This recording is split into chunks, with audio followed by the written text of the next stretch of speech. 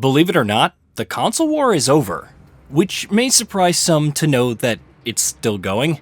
No, it isn't because Microsoft has finally shut down and ceded victory to the mighty Sony or vice versa. The House of PlayStation has swapped places with Nintendo a few times to have the highest selling console of a particular month, sure. Xbox hardware sales continue to fall, a fact that Microsoft is not concealing. Yet none of these companies have ceased their efforts, be it in console manufacturing, first-party game development, or exclusive benefits.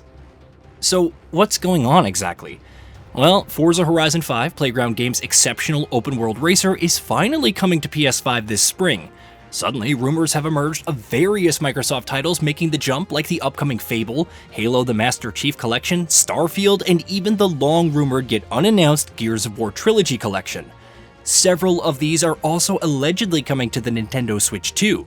Even something as simple as a job listing for the Initiative's Perfect Dark stating multi-platform optimization could very well mean a release on non-Xbox consoles.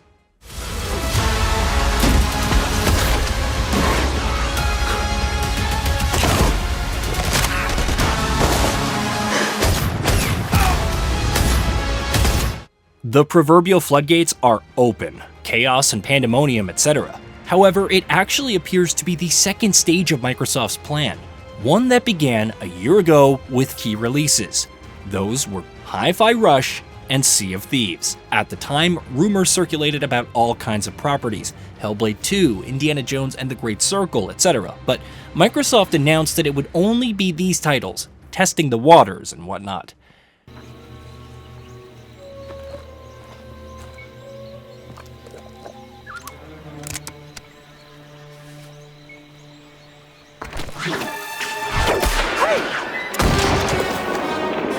Outside of Sea of Thieves, we don't know how well the titles performed, but it was enough to confirm other titles as multi-platform releases, like The Outer Worlds 2 and Indiana Jones.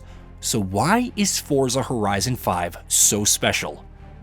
Probably because it's remained exclusive all this time, and now it's finally launching for another platform. What was a big selling point of Game Pass, leading to the biggest first week for the service at one point, will now be on a rival platform.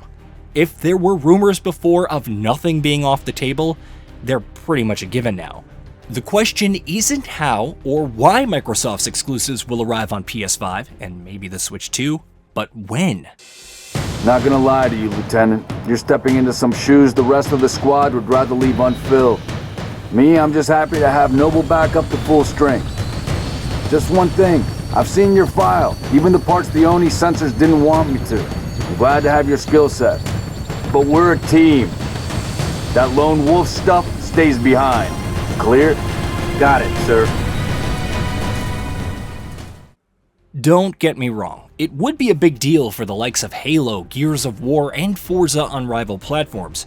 At one point, there was fierce competition between Microsoft and Sony to one-up each other. See, the Halo killers, the ad lambasting, the Xbox One's original digital games policy, etc. The fact that we'll likely never see the likes of Horizon, God of War, The Legend of Zelda, or even Mario on Microsoft's consoles is also worth noting. For some, the fact that Microsoft finally caved is important. You might think it's finally acknowledging the futility of Xbox hardware, that no matter how good its games are, no one wants to buy an Xbox Series X or S when they could get a PS5 or even a Switch.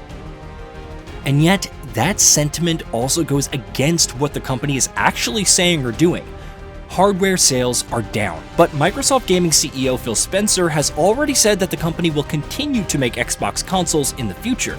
It's still pouring resources into Game Pass, a service exclusive to Xbox consoles and PC, but it's also been branching out into other platforms for a while now.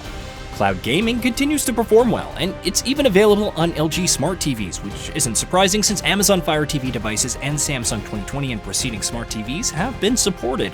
Believe it or not, you can even play titles on the Meta Quest 2 and 3 and Pro from December of 2023. All of this should make an Xbox even less essential than before, but that's seemingly the point.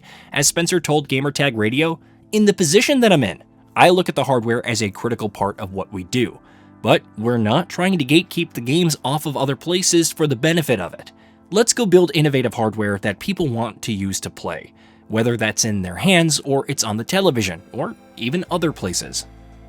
It's seemingly working as a strategy. Outside of Xbox Cloud Gaming, even PC Game Pass subscriptions have gone up by 30% in the second quarter of 2025. You could lay the success of The Division on Call of Duty Black Ops 6, resulting in Microsoft becoming the biggest publisher of December, but Indiana Jones is no slouch either, garnering over 4 million players. And even if you could point to Game Pass as the reason for both titles succeeding, that's likely what the company wants. Microsoft's resulting position is thus very interesting. This isn't like Sega back when it reeled from the disastrous performance of the Saturn and Dreamcast, going multi-platform simply because it had to survive. Instead, the Xbox brand is going beyond the original hardware, without the console necessarily being abandoned, while it accrues more revenue from competing platforms and sustains arguably the best game catalog service currently available.